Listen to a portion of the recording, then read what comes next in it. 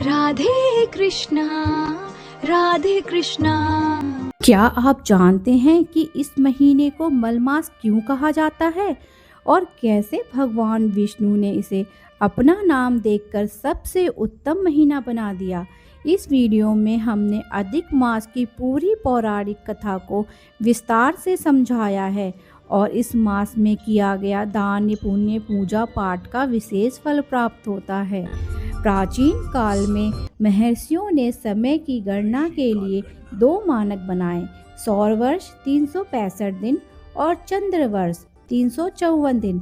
इन दोनों वर्षों के बीच में प्रति वर्ष लगभग 11 दिनों का अंतर आता था। इस अंतर को मिटाने के लिए हर तीसरे वर्ष में एक अतिरिक्त माह जोड़ा गया। क्योंकि इस महीने में सूर्य का संक्रांति एक राशि से दूसरी राशि में प्रवेश नहीं होता था, इसलिए इसे मांगलिक कार्यों जैसे विवाह, मुंडन, यज्ञोपति आदि के लिए वर्जित घोषित कर दिया। स्वामी विहीन होने के कारण, संसार द्वारा अपेक्षित होने के कारण मनमास अत्यंत ही दुखी हुआ। लोग उसे अशुभ कहने लगे थे। दुखी होकर मनमास एक बार बालक का रूप धारण कर वैकुंठ में भगवान श्री हरि विष्णु के पास पहुंचा। मलमास ने करुण स्वर में कहा, हे दयानिधि, मैं आपकी शरण में हूँ। संसार में सभी मुझे अछूत और निंदनीय मानते हैं, कोई मेरा रक्षक नहीं है। ऐसे अपमानजनक जीवन से तो मृत्यु ही बेहतर है। कृपया मुझे इस कलंक से मुक्ति दिलाए। भगवान विष्णु उसकी पीड़ा से द्रवित हो उठे।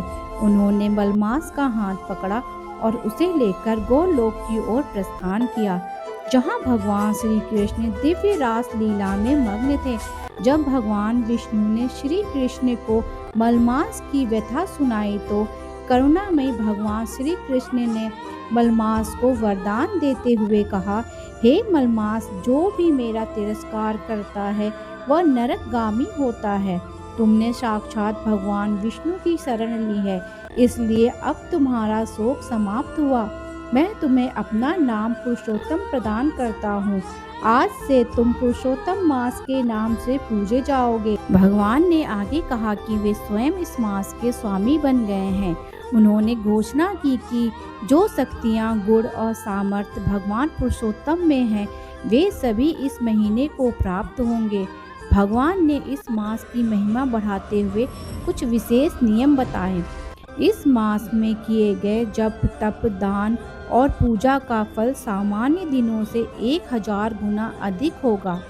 इस मास में कांसे के पात्र में 32 मालपुए रखकर दान करने का विधान है।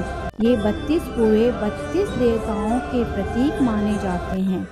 अंधकार के नाश और सौभाग्य की प्राप्ति के लिए पूरे महीने अखंड दीप जलाने की परंपरा है। महर्षि वाल्मीकि और दृढ़धनवा की कथा। प्राचीन काल में आंध्र देश में दृढ़धनवा नाम के एक परम प्रतापी, धर्मात्मा और प्रजावत्सल राजा राज्य करते थे। उनके राज्य में प्रजा अत्यंत ही सुखी थी। राजा के पास धन, वैभव, सुख सुविधा, सुंदर महल, उत्तम सेना, सभी प्रकार के सुख साधन उपलब्ध थे। लेकिन इतना सब कुछ होने के बाद भी राजा दृढ़धनवा के मन में हमेशा एक खालीपन रहता था।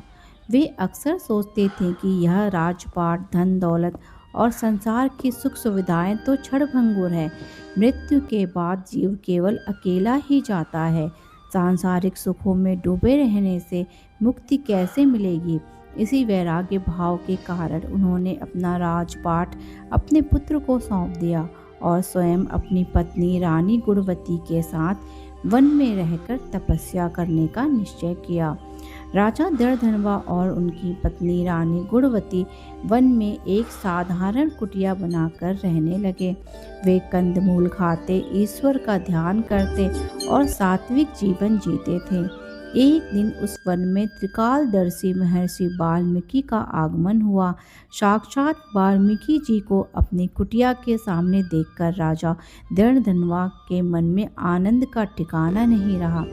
राजा और रानी ने दौड़कर महर्षि के चरणों को स्पर्श किया, उन्हें उत्तम आसन में बैठाया, उनके चरण धोए और वन के मधुर फलों से उनका सत्कार किया। राजा की ऐसी अटूट भक्ति और सेवा देखकर महर्षि वाल्मीकि अत्यंत ही प्रसन्न हुए। उन्होंने राजा से कहा, हे राजन, आपकी सेवा और विनम्रता से मैं बहुत प्रसन्न हूँ। आपके मन में जो भी इच्छा हो, संशय है, आप मुझे बेझिझक पूछ सकते हैं। राजा दृढ़धनवा ने हाथ जोड़कर अत्यंत ही विनम्रता से पूछा, हे मुनि श्रेष्ठ, मेरे पास जीवन में सब कुछ था, राजसी सुख, वैभव और मान सम्मान, लेकिन मुझे उन सब में शांति नहीं मिली। मैं इस संसार के जन्म और मरण के चक्र से छूटना चाहता हूँ।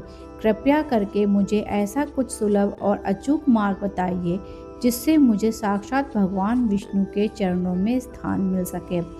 महर्षि वाल्मीकि मुस्कुराए और बोले, हे राजन, तुमने संसार का सबसे उत्तम प्रश्न पूछा है।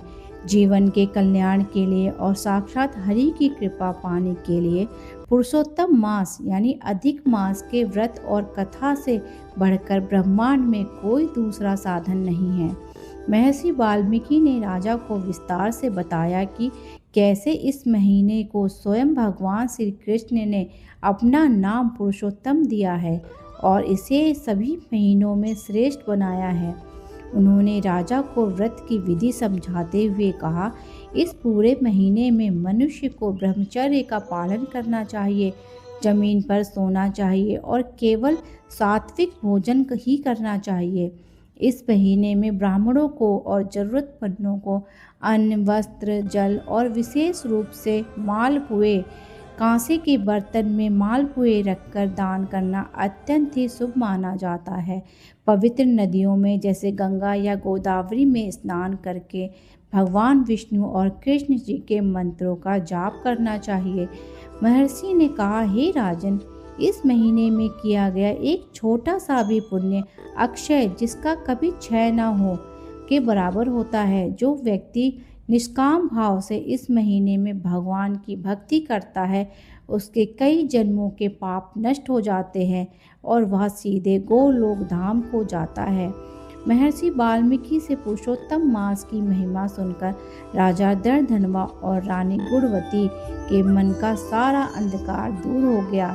जब अगला पुरुषोत्तम मास आया तो दोनों ने पूरे नियम, श्रद्धा और भक्ति के साथ महर्षि द्वारा बताई गई विधि से व्रत रखा। उन्होंने दीपदान किए, भगवान विष्णु का कीर्तन किया और ब्राह्मणों को आदर पूर्वक भोजन व दान दिया। इस कठिन और श्रद्धालु तपस्या के फलस्वरूप राजा का अंतःकरण पूरी तरह शुद्ध हो गया।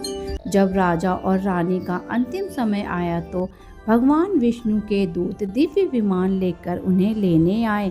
राजा दर्धनवा और रानी गुणवती सदेह शरीर सहित भगवान के परम धाम गोलोक को प्रस्थान कर गए।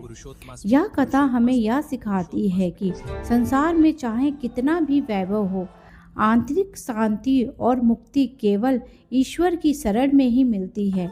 पुरुषोत्तम मास भगवान की कृपा पाने का एक सीधा और सुलभ झरोका है, जहाँ हर साधारण मनुष्य भी अपनी भक्ति से परम पद पा सकता है।